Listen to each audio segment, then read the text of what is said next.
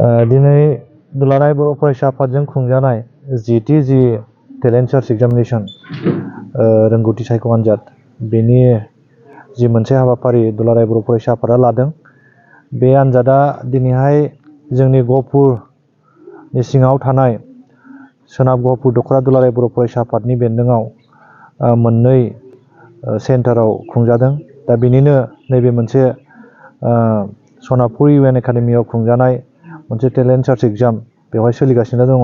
10 बाजिनिफ्रायनो बे हाबाफारिया सोलिबाय थादों। दा बेवहाय जोंनि फरायसुला फरायसुलिफ्रा सा 63 फरायसा आरो फरायसुलि बे हाबाफारियाव बाहागो लादों। बे हाबाफारिया सम जानाय लोगो लोगो दख'रा आफादनि सामलायनायजों दिनैहाय मोजाङैनो मोजां सोलिगासिनो दङ।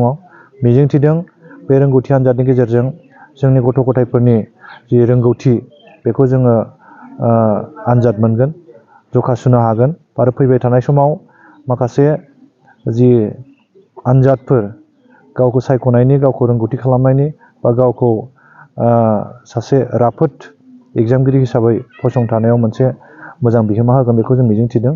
आरो बेनि गेजेरजों मोजां फरायसाफोरखौ जों दिनैहाय मोनसे सेलेक्सननि गेजेरजों बिथांमोनखौ मोनदांथिनायनि मोनसे खाबुखौबो जोङो मोननो हागोन होननानै मिजिंथिदों। बेयाव इउएन एकाडेमिनिल' बाहागो लादों आरो बेवहाय ओरैनो मोननै फरायसालिनि बाहागो लादों। सनापुर इउएन एकाडेमिनि फरायसुला फरायसुलिफोराबो बेवहाय बाहागो लादों आरो जोंहा सनापुर बड' हायार सेकेन्डारि स्कुलनि फरायसुला फरायसुलिफ्रा बे हाबाफारियाव नैबे आनजाद सेन्टाराव एग्जाम होफैदों। बेखिनि